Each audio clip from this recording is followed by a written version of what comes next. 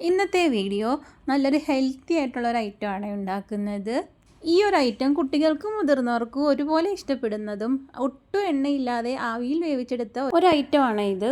ഇതിനായിട്ട് ഞാൻ എടുത്തേക്കുന്നത് ബ്രെഡാണ് എടുത്തേക്കുന്നത്. ബ്രെഡ് ഞാനൊരു 5 ബ്രെഡ് ഞാൻ എടുത്തിട്ടുണ്ട്. പിന്നെ വേണ്ടത് ക്യാരറ്റാണ് വേണ്ടത്. ക്യാരറ്റ് ഒന്ന് അരിഞ്ഞെടുക്കാവേ. ക്യാരറ്റ് നമ്മൾ അരിഞ്ഞെടുക്കുമ്പോൾ കട്ടി കുറച്ച് തന്നെ ഒന്ന് അരിഞ്ഞെടുക്കാൻ നോക്കിയാൽ നമ്മളിതൊന്ന് മിക്സിയുടെ ജാറിലിട്ടൊന്ന് അരച്ചെടുക്കും. അന്നേരം നല്ല രീതിയിൽ അരഞ്ഞ് കിട്ടാൻ വേണ്ടിയിട്ട് കട്ടി കുറച്ച് തന്നെ എടുക്കണം. പിന്നെ വേണ്ടത് പഴം വേണം. പിന്നെ അതുപോലെ തന്നെ 2 മുട്ട വേണം. പിന്നെ വേണ്ടത് 1 കപ്പ് പാല് വേണമേ. പാല് നമുക്ക് ആവശ്യാനുസരണം മതി. ഇതാ ഞാൻ മിക്സിയുടെ ജാറിലേക്ക് ബ്രെഡ് ഇതുപോലെ ഇട്ട് കൊടുക്കുന്നുണ്ട്. നമുക്ക് ബ്രെഡ് ഒന്ന് പൊടിച്ചെടുക്കണമേ. അതിന് വേണ്ടിയിട്ടാണ് ഇങ്ങനെ ഇട്ട് കൊടുക്കുന്നത്.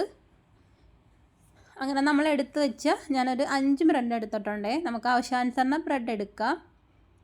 ബ്രെഡ് കുറഞ്ഞു പോകരുത്. ഇതാ ഞാനൊരു 5 ബ്രെഡ് എടുത്തിട്ടുണ്ട്. ആ ബ്രെഡ് ഇതുപോലെ ഇട്ട് കൊടുത്തിട്ടുണ്ട്. ഇനി ഇതിലേക്ക് നമുക്ക് മധുരത്തിന് ആവശ്യമായിട്ടുള്ള പഞ്ചസാര ചേർത്ത് കൊടുക്കാം. പഞ്ചസാരയോ ശർക്കരയോ ഏത് വേണമെങ്കിലും നമുക്കിതിൽ ചേർത്ത് കൊടുക്കാവുന്നതാണ്.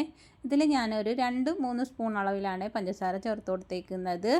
പിന്നെ വേണ്ടത് ഏലക്ക വേണം. ഏലക്ക ഒരു 3 എണ്ണം മതി. അതിൻ്റെ സീഡ് മാത്രം മതിയേ. അത് നമുക്കിതിലേക്ക് ചേർത്ത് കൊടുക്കാം. എന്നിട്ട് നമുക്കിതൊന്ന് പൊടിച്ചെടുക്കാവേ. ബ്രെഡും ക്യാരറ്റും ഉണ്ടെങ്കിൽ കുട്ടികൾക്കൊക്കെ കൊടുക്കാൻ നല്ലൊരു ഹെൽത്തി ആയിട്ടുള്ളൊരു സ്നാക്കാണ് ഇത്. വളരെ എളുപ്പത്തിൽ തന്നെ നമുക്ക് ചെയ്തെടുക്കാനും പറ്റുന്ന നല്ലൊരു ഹെൽത്തി സ്നാക്ക് തന്നെയാണ് ഇത്. ഇനി ഇതിലേക്ക് നമുക്ക് നമ്മൾ അരിഞ്ഞു വെച്ചിരുന്ന ക്യാരറ്റും കൂടെ ചേർത്ത് കൊടുക്കാവേ. ഞാൻ 1 ക്യാരറ്റാണ് എടുത്തേക്കുന്നത്.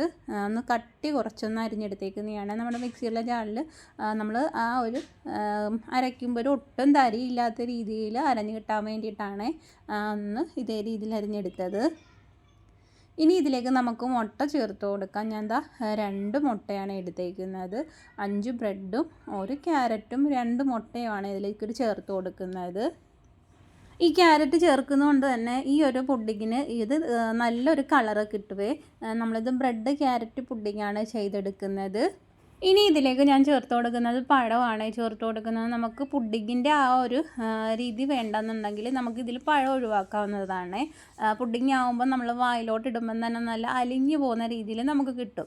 ആ ഒരു രീതിയിൽ എടുക്കാൻ വേണ്ടിയിട്ടാണ് ഞാൻ പഴം ചേർത്ത് കൊടുക്കുന്നത്.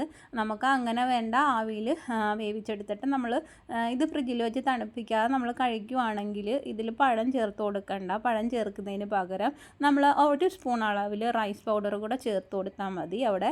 അന്നേരം നല്ല ഒരു ആവിയിൽ വേവിച്ചെടുത്ത ഒരു കിണ്ണത്തപ്പം പോലെയോ ഒരു ക്യാരറ്റ് ബ്രെഡ് കേക്ക് പോലെയോ നമുക്ക് കിട്ടും. ഞാനിതിവിടെ ചെയ്തെടുക്കുന്നത് ക്യാരറ്റ് ബ്രെഡ് പുഡിങ്ങാണ് ചെയ്തെടുക്കുന്നത്. നല്ല രീതിയിൽ ഞാനത് അരച്ചെടുത്തിട്ടുണ്ട്. നമുക്കിതൊരു ബൗളിലേക്ക് മാറ്റാം. ഈ ഒരു കട്ടിയിൽ വേണം നമ്മൾ ഇതൊന്ന് അരച്ചെടുക്കുക. ഒത്തിരി അത് കട്ടി കുറഞ്ഞു പോകരുത്, എന്നോട്ട് വെള്ളം കൂടിപ്പോകരുത്. കട്ടി കൂടി പോയി കഴിഞ്ഞാൽ നമ്മുടെ ആ ഒരു പുഡിങ്ങിൻ്റെ ആ ഒരു എന്തോം കിട്ടത്തില്ല. ഇച്ചിരി ഒരു ഹാർഡ് പോലെ ആയി പോകും. എന്നാൽ സോഫ്റ്റ് ആയിരിക്കും. നമ്മുടെ ആ ഒരു കേക്കിൻ്റെയൊക്കെ ഒരു സ്ട്രക്ചർ കിട്ടും. എന്നാലും നമ്മൾ പുഡിങ്ങിൻ്റെ രീതിയിലാണ് ചെയ്യുന്നതെങ്കിൽ അത്യാവശ്യം ഒത്തിരി കട്ടിയാവരുത്. ഈ ഒരു അളവിൽ നമ്മൾ ചെയ്തെടുക്കണം. പിന്നെ വേണ്ടത് ഇതിലേക്ക് വേണ്ടത് ഞാൻ ഇതൊന്ന് നെയ്യിലൊന്ന് വഴറ്റി എടുത്തതാണ്. ആ ഒരു അരിഞ്ഞു വെച്ച ക്യാരറ്റും പിന്നെ അതുപോലെ തന്നെ കാഷ്യൂസും കിസ്മിസും കൂടെ ഞാനൊന്ന് ഫ്രൈ ചെയ്ത് വെച്ചിട്ടുണ്ട്. അത് നമുക്കിതിലേക്ക് നമ്മൾ ആവിയിലൊന്ന് വേവിച്ചെടുക്കുമ്പോൾ നമുക്കിതൊന്ന് ഡെക്കറേറ്റ് ചെയ്യാൻ തന്നെയാണ്. ഇതുപോലെ നമ്മൾ അതൊന്ന് ഫ്രൈ ചെയ്ത് ഇതുപോലെ ഒന്ന് ഇട്ട് കൊടുക്കാം. ഇതിൽ നമ്മൾ ക്യാരറ്റും പഴവും ചേർക്കുന്നത് കൊണ്ട് തന്നെ നല്ലൊരു നാച്ചുറൽ മധുരവും കിട്ടും. അതുകൊണ്ട് പഞ്ചസാര ചേർക്കുമ്പോൾ നമ്മുടെ ആവശ്യത്തിന് മാത്രം ചേർത്ത് കൊടുത്താൽ മതി. ഒരുപാട് പഞ്ചസാരയുടെ ആവശ്യം വരുന്നില്ല. ഈ ഒരു പുഡിങ്ങിൽ നമ്മൾ വേറൊരു കളറൊന്നും നമ്മൾ ആഡ് ചെയ്തിട്ടില്ലേ. അതുകൊണ്ട് തന്നെ ക്യാരറ്റ് ഇതേ രീതിയിൽ നമ്മൾ ഇതിൽ ഉൾപ്പെടുത്തി കഴിഞ്ഞാൽ ഒരു നാച്ചുറലായിട്ടുള്ളൊരു കളറ് കിട്ടുകയും ചെയ്യും. അതുപോലെ തന്നെ ക്യാരറ്റിൽ ഒരുപാട് ഗുണങ്ങൾ അടങ്ങിയിട്ടുണ്ട്. ബീറ്റാ കാരോട്ടിൻ അടങ്ങിയിട്ടുണ്ട്. ഇത് നമ്മുടെ കണ്ണിന് കാഴ്ചശക്തി വർദ്ധിപ്പിക്കാൻ വളരെ നല്ലതാണ്. കുട്ടികൾക്ക് ഇതുപോലെയൊക്കെ ഇടയ്ക്കൂടെ കൊടുക്കുകയാണെന്നുണ്ടെങ്കിൽ അവർക്ക് നല്ലതാണ്. നല്ലൊരു ഹെൽത്തി ആയിട്ടുള്ളൊരു പലഹാരം തന്നെയാണ് ഇത്. നമുക്ക് ഇനി ഇതുപോലെ ഒരു തട്ടയിലൊഴിച്ചൊന്ന് നമുക്ക് ആവി കയറ്റാനായിട്ട് നമുക്ക് എടുക്കേണ്ടതാണ്. ഇതുപോലെ ഒരു തട്ടയിൽ നമുക്ക് ഇതുപോലെ ഒഴിച്ചു കൊടുക്കാം.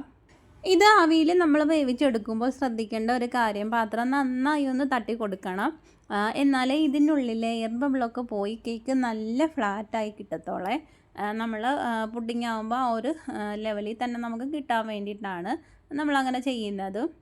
ഇതിൽ നമ്മൾ പുഡിങ് വേണ്ട, നമുക്ക് ക്യാരറ്റ് ബ്രെഡ് കേക്ക് പോലെ നമുക്ക് ചെയ്തെടുക്കാവേ. അതിൽ നമുക്ക് പഴം ഒഴിവാക്കിയിട്ട് അവിടെ നമ്മൾ ആ പഴം ചേർക്കുന്നത് ഒരു സ്പൂൺ അളവിൽ നമ്മൾ റൈസ് പൗഡർ ചേർത്ത് കൊടുത്താൽ മതി. അന്നേരം നമുക്ക് നല്ലൊരു ബ്രെഡ് ക്യാരറ്റ് കേക്ക് നമുക്ക് ചെയ്തെടുക്കാൻ പറ്റും.